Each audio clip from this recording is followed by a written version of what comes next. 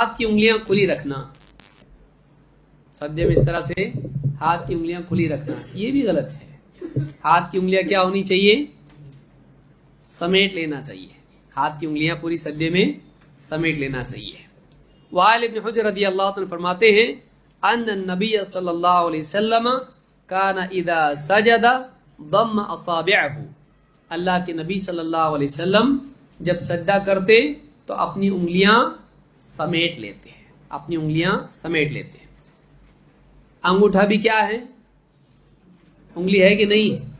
लेकिन वो तो अंगूठा है। तो कितनी उंगलियां हैं आपको? 8 उंगलियां कितनी है? 10।